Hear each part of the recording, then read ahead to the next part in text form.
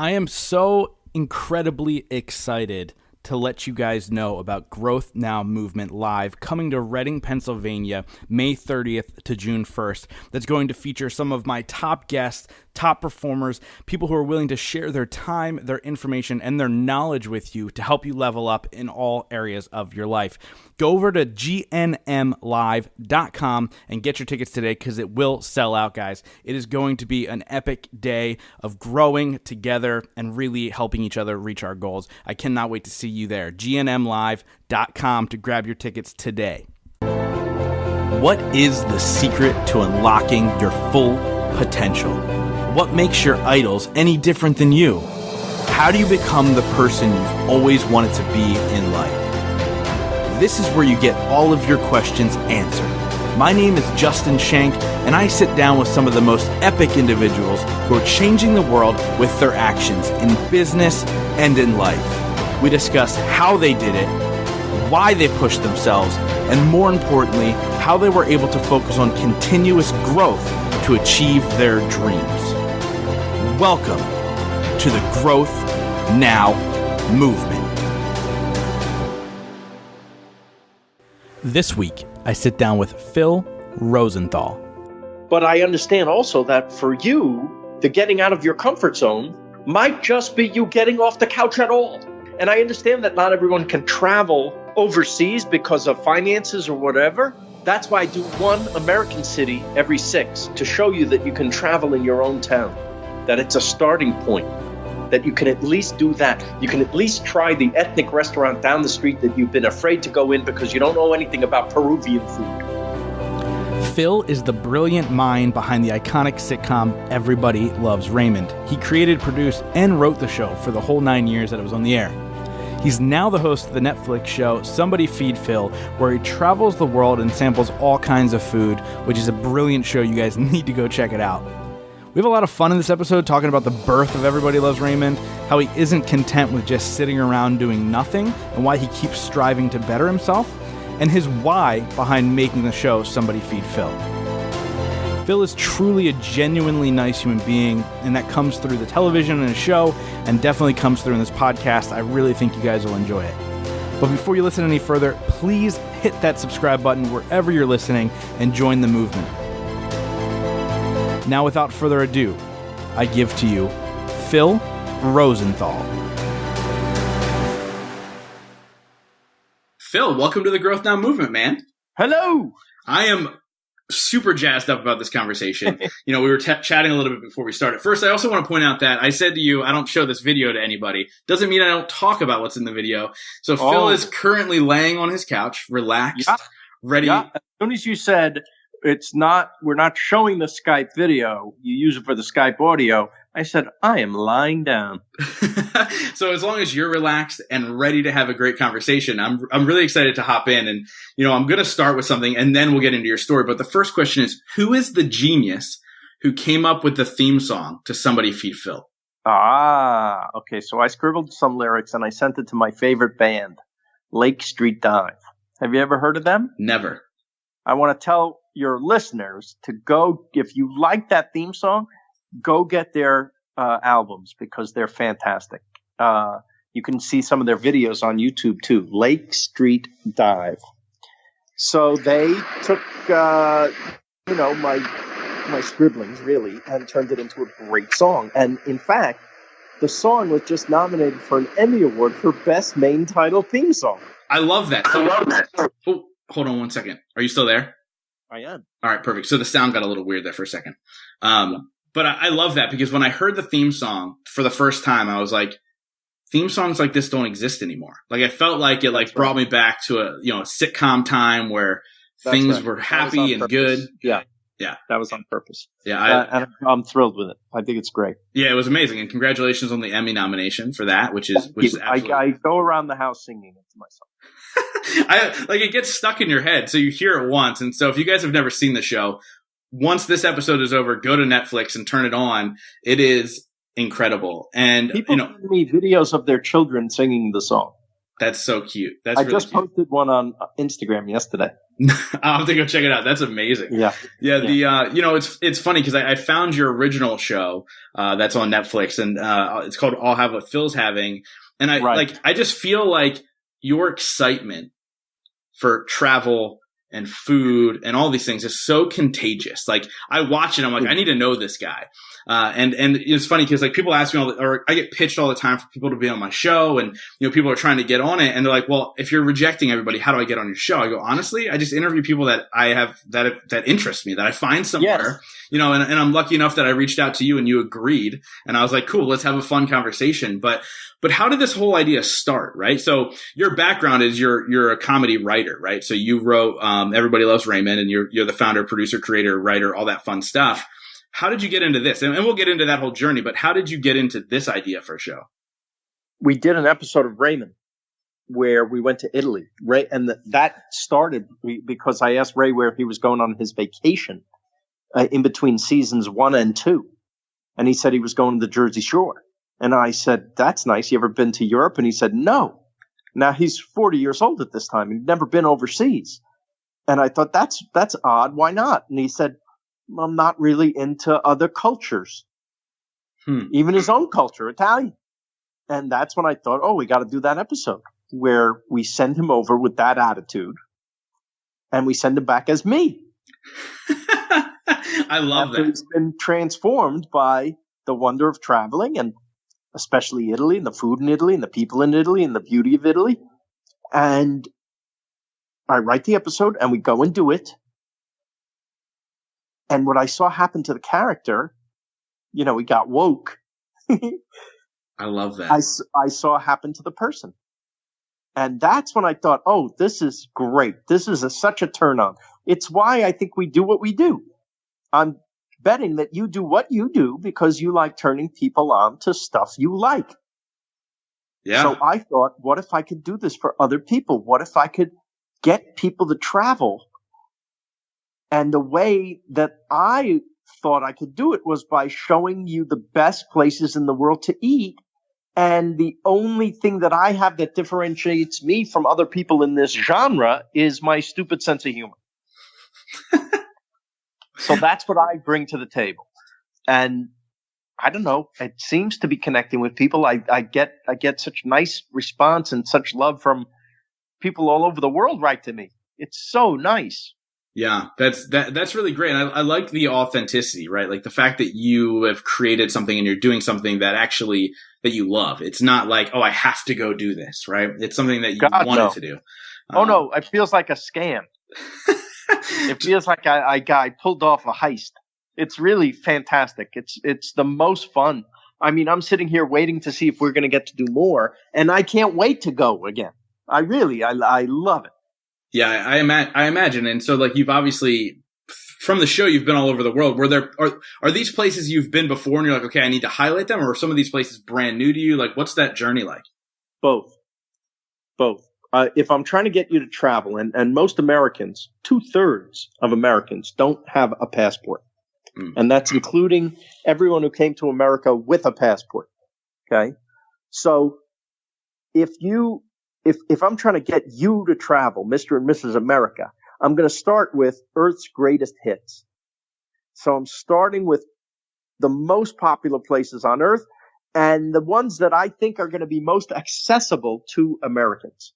Meaning, most people there are going to speak English. Most of the time, if not all of the time, you're going to have a hotel with a bed, with a pillow. There's going to be food that you recognize if you've ever eaten in any kind of ethnic restaurant where you live, right? Mm-hmm. So it's not going to be so crazy foreign to you that you're afraid to go. And I know people are just afraid to just try anything out of their comfort zone. But I figure if they look at me and see me doing it, they say, if that putz can go outside, maybe I can too. Yeah, right? So I've actually never been – I've been out of the country, but I've never been over to Europe. So I've never been overseas. I'm Ray Romano, just a little bit younger.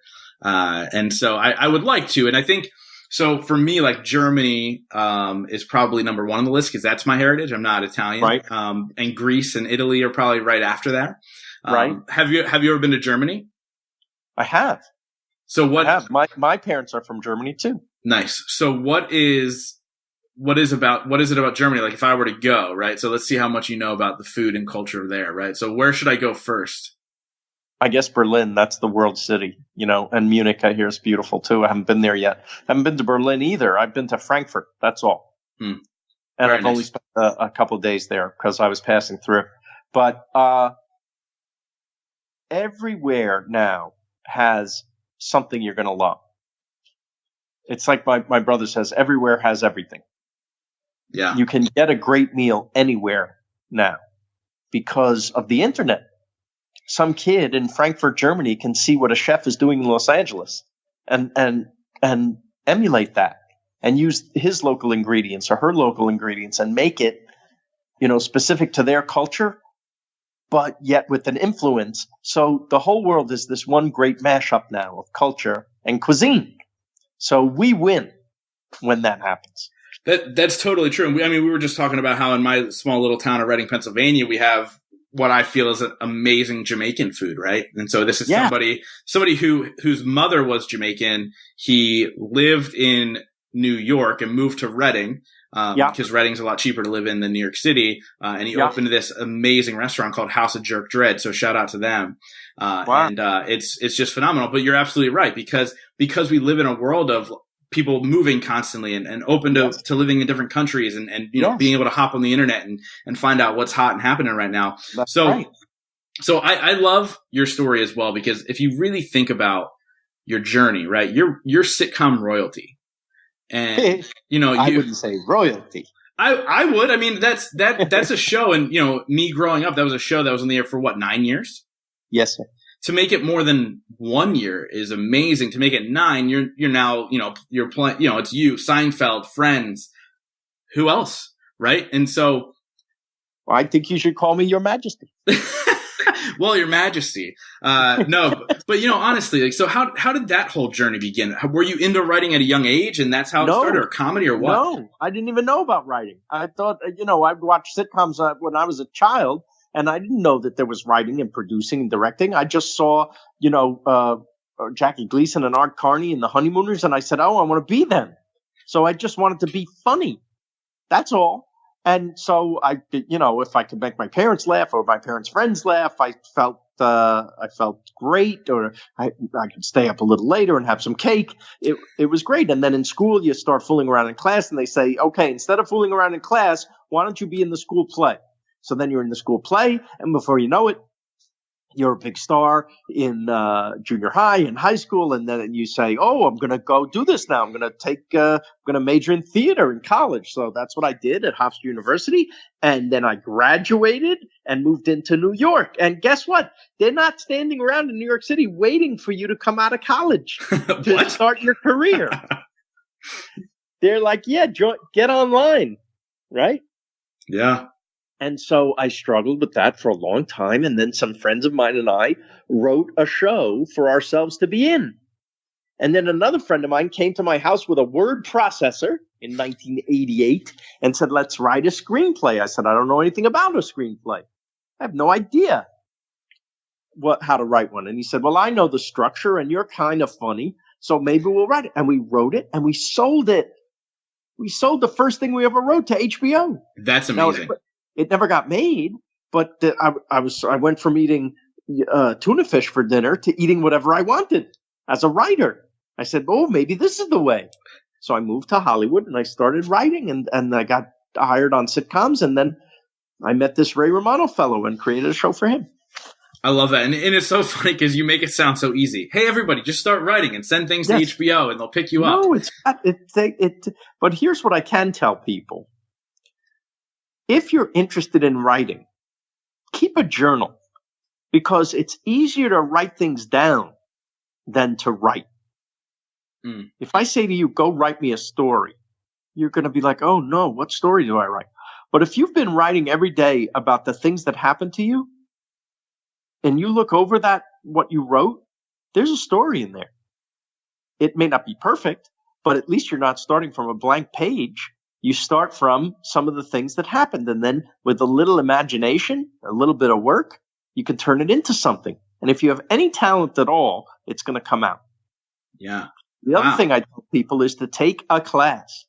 You take a writing class if you're interested, because they teach you the structure of a sitcom, a novel, a screenplay, a 1 hour drama. They teach you that. Whatever you're interested in, you can take a class in that.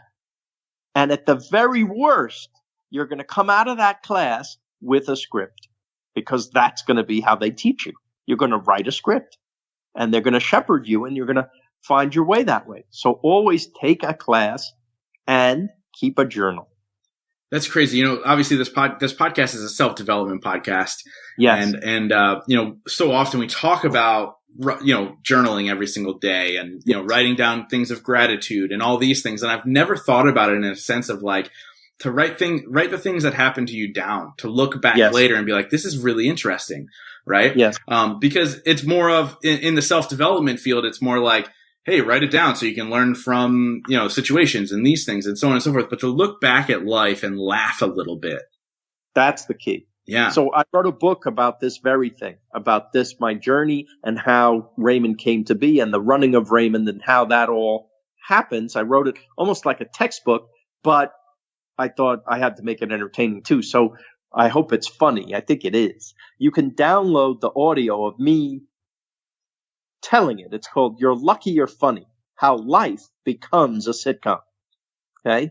And you can download that on iTunes or wherever they do these things. And it's like having me in the car with you for 7 hours. I love that. I'm definitely gonna listen to that book. And it's funny, here you are, you create one of the greatest sitcoms of all time.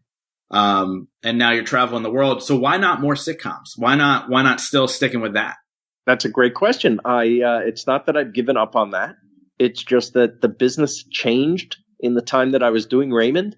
The type of show that Raymond is, meaning kind of clean show about a family. There's not too many. Mm-hmm. It's true. The world got a little blunter, a little more vulgar even. And there's things that I don't want to do just because it's not my wheelhouse. And there's things that I want to do that they don't want. So it's a two-way street. That doesn't mean I've given up. It's just that I thought if I'm knocking my head against this wall trying to get another show on the air, why not pick a show that I really, really, really want to do? And that's Somebody Feed Phil right now. Yeah, which is it's gold. It's gold. But guys, if you're listening, go watch it. I get to combine everything I've learned about how to make a show and how to tell a story. I'm combining that with everything else I love in life. Family, friends, food, travel, and laughs. It's all in this show for me. So it's kind of the pinnacle of my stupid existence.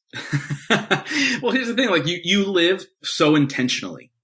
Like, you set an intention in your life and you say, I want to be happy in everything that I do. I want to feel good about the projects I work in. Yes. Was that something since childhood? Like, where did that come from? Money was never important to me. I took jobs to make money, obviously to live.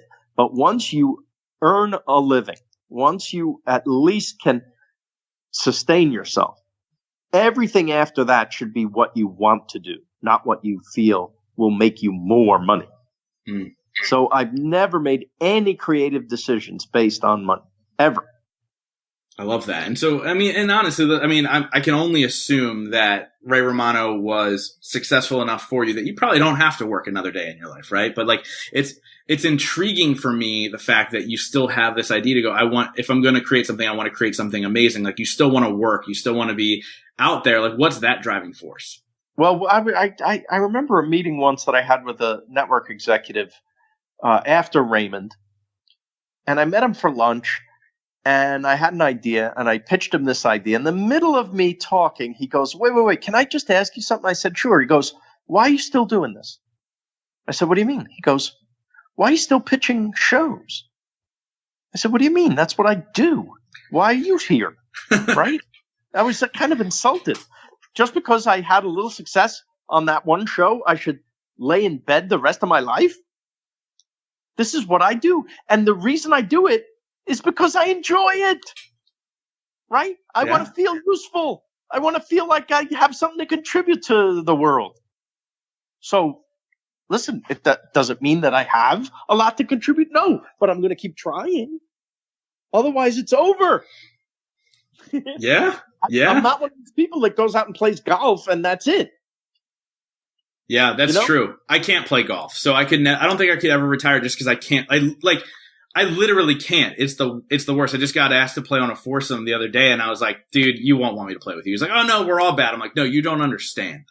I'll shoot a round of 150. You know what I mean? It's at least bad. You tried. I'm not even interested. I just see it as people ask me why I don't play. I say, because life is frustrating enough. I have to hit a little ball now and try to get it in a tiny cup.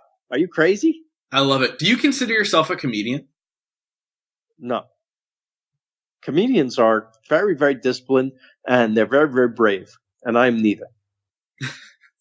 I love that, but obviously you have some sort of comedic brain, right? Obviously, you're coming up with these things. I think in comedic terms, but I'm not a comedian. Yeah, in terms of like a stand-up comedian. If anything, I'm a comic personality. Maybe I'm a comedy writer, and maybe if I'm called upon to act in something, I could be a comedic actor. But I don't think I'm a comedian. Yeah. So obviously Ray was a stand-up comic. When you guys, when you guys got together. What is it? Is he somebody that you admired, or is it just by chance that you guys bumped into each other and started this whole thing? I saw him on David Letterman. He had been trying to get on Letterman for 12 years. And finally, he got a 6-minute appearance. And from that one appearance, Letterman said there should be a show for that guy. Letterman had a production deal at CBS. So they set about looking for writers to create a show for this Ray Romano fellow. And they read lots of material from lots of different writers. My material was out there. And they read me and they called me and they sent me the video cassette of Ray on Letterman 3 months after I had seen it. And I remembered seeing it. And I looked at the tape. I said, oh, I'll meet with that guy. And I met him, and that was it. So, we talk, I'm going back to the idea that when you tell these stories, it just seems so simple.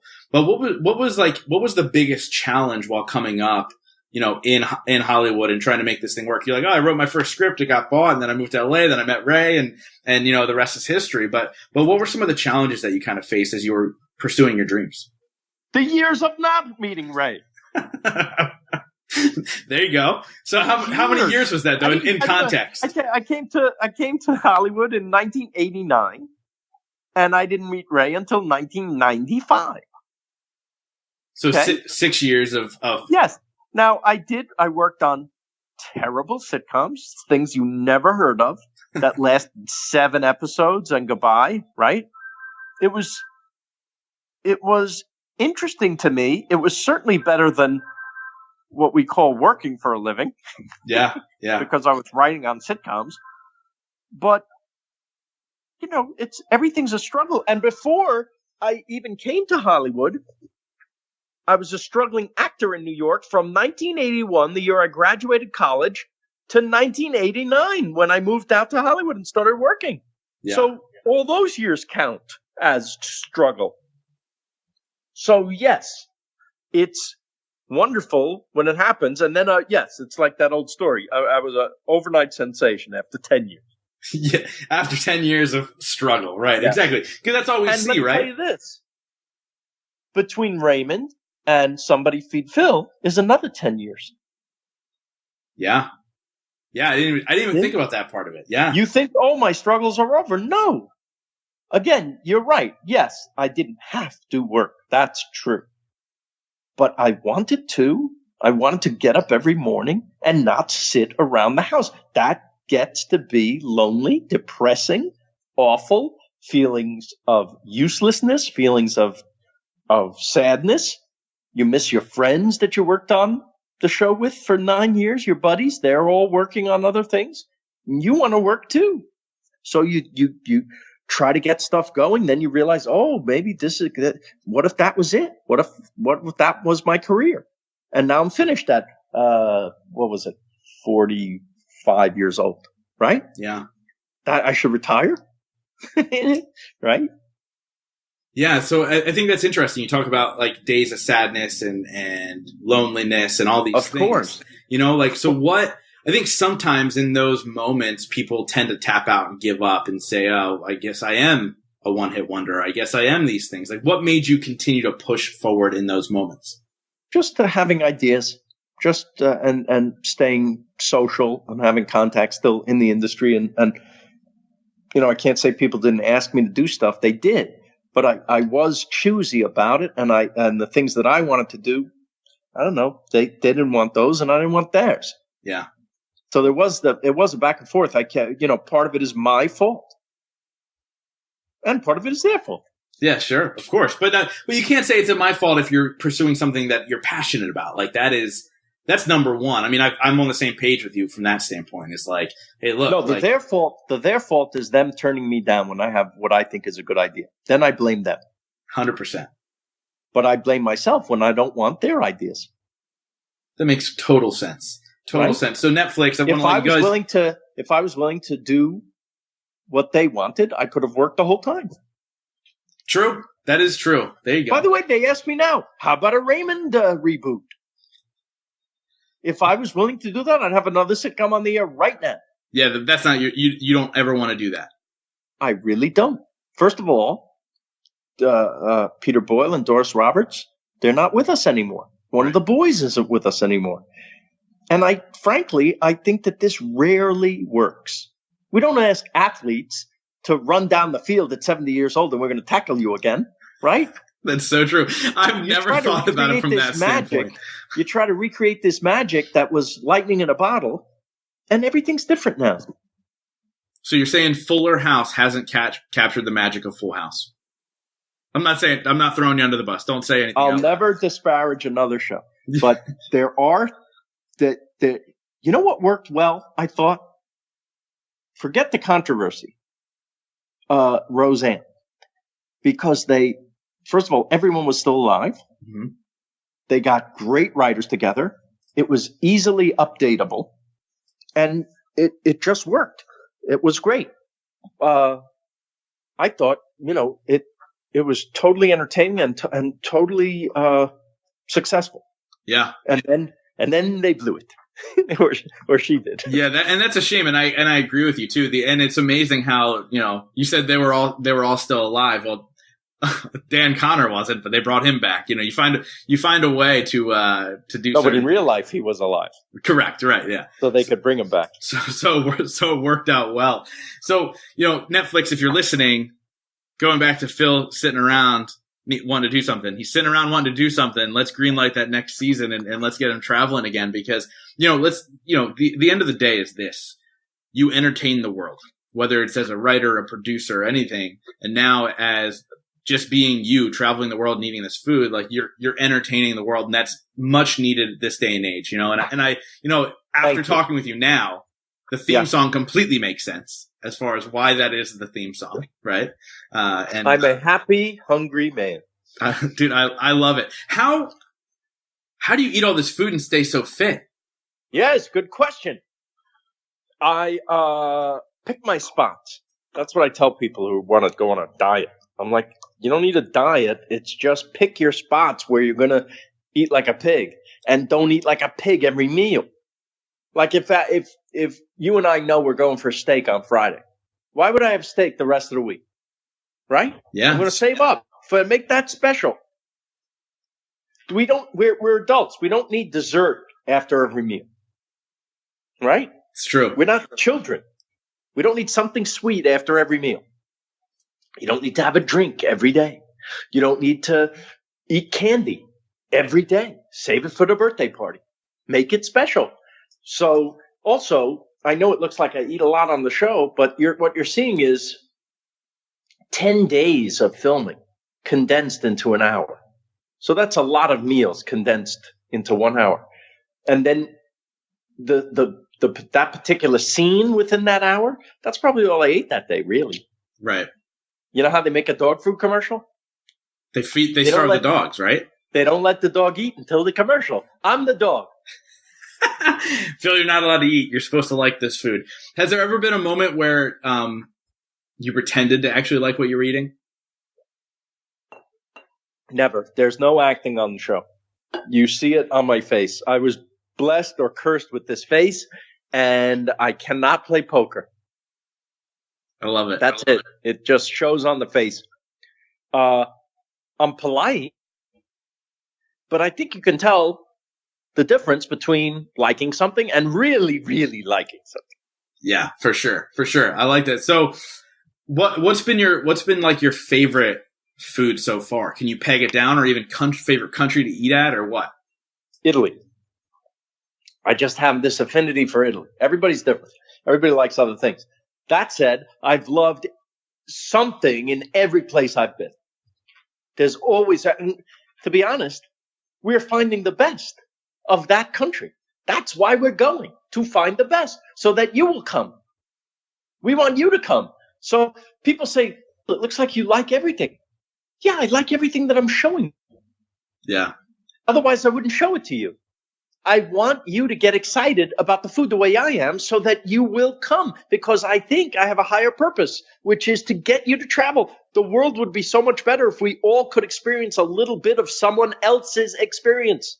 I agree. So, you see me going a little bit out of my comfort zone. You see, I'm afraid of a lot of things, but I do it because first of all, what kind of host would I be if I didn't? What kind of example would I be if I didn't do a little bit?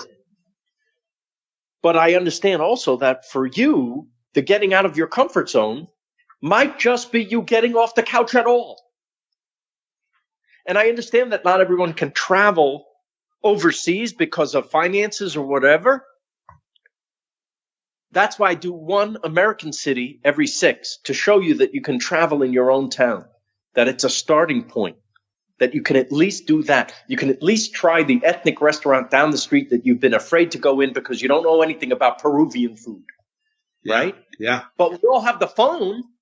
You can look up the menu and go, oh, they have chicken and rice. I like chicken and rice. Yes, you like chicken and rice. Why don't you go? And before you know it, you're talking to the owner maybe, and you're trying something else on the menu. And then you like that. And then you become friends with the owner. And the next thing you know, you're in Machu Picchu.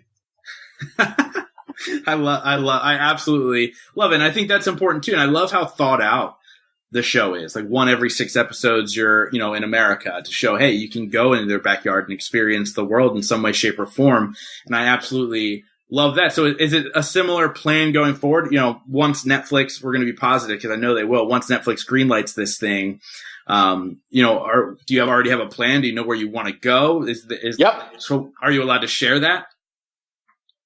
Honestly, it's the rest of the world. I mean, there's obvious, like if I've said to you, I'm going for Earth's greatest hits, I bet off the top of your head, you can name the very famous places we haven't been yet.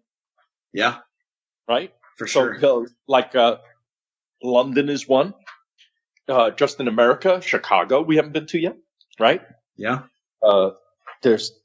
We haven't touched Australia yet. There's a lot to see and do.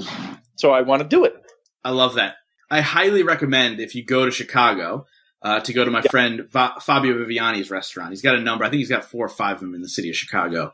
If you've never heard of it, yeah, great human being. I had him on the show, and him and I hit it off. Just a really, really good dude. And he is actually opening up, get this, 9 more restaurants in the next 7 months. Wow, he's like a superstar. I remember him on the show on the was it Top Chef? Yeah, he was on Celebrity Top Chef. Yeah. He didn't, or not Celebrity Top Chef, America's Top Chef, and he didn't win. I think he ended up getting runner-up, but he was fan favorite and all that stuff. But that was it. Yes, he was very charming and seemed to be very talented. You tell him I said hello. I will, and I'd be happy to introduce you guys. He's a very, very charming human being who is. Yeah. When I say kindest human being I've ever met, I'm not kidding. Really? Yes. Like one of those guys that. Like he doesn't. I mean, we've gotten to know each other, but when we first met, he didn't know me from Sam, and he'd be like, "What do you need? I'll do it." Oh, yeah, isn't that nice? Yeah, crazy, amazing human being. He also has a restaurant in LAX, I believe. Oh, he does. He does. I wonder if I met him years ago. I'm trying to remember. I meet a lot of people. Yeah, I can't even imagine your life experiences from that standpoint. That's a whole nother show in itself. But the cool part about me doing this podcast is I get to talk to successful people like you and Fabio and all these amazing people. And so we like to learn the secrets to success, however you define success. So my question for you is, what's your definition of success? And what are 3 things you do every single day to ensure it? Oh, that's great. Okay. Work that you love with people that you love. That's my definition of success. 3 things I do every day. 1, exercise. 2, have a great lunch. And that lunch becomes the tentpole in my day. It's this thing in the middle of the day that I'm working towards in the morning, and I'm coming from in the afternoon having had that. I love that. Yeah. It's with someone that I really want to see.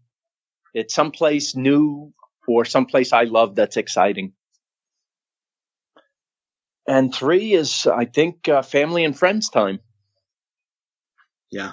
I love all those things. And you know, I love what you stand for, which is just be happy. Just surround yourself with it and be it. Look at the alternative. Would you like to be sad? It's so true. Listen, I know a lot of people have depression. I think I have it a little bit. And it's a fight to stay out of it. It's a fight to come out of your shell, to get off the couch, to go out of your comfort zone. But I'm telling you, you make that little bit of effort, and that's where the world is. That's where the world of happiness is. That's where the world exposes you to stuff that you never knew was there. But you have to be willing to at least venture out a little bit. And there might be setbacks. You may poke your head out the door and get slapped in the face. But it's worth it. It's worth it because the next time you poke your head out the door, you might get a kiss.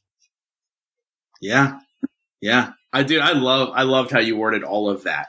And yeah, that was amazing. So I wrap up all these episodes with 5 rapid fire questions. But before we get there, is there anything else you want to add? How do people find you? How can my audience help you? How do we make sure you get rebooked on Netflix? What is all the goods? All right. I want you to call Netflix nonstop all the time, every day until be a real pain in the neck. No, you just watch the show. That's all. Tell your friends if you like it. Tweet about it. I'm on Twitter. Just my name, Phil Rosenthal. If you like the show at all and you want to go to some of these places, we built a website where we list and have links to every place we go on the show, every place we eat, every place we go. So that's called philrosenthalworld.com. Awesome. So we'll link all of that up in the show notes. So and I have Instagram. You could see literally what I'm eating every day.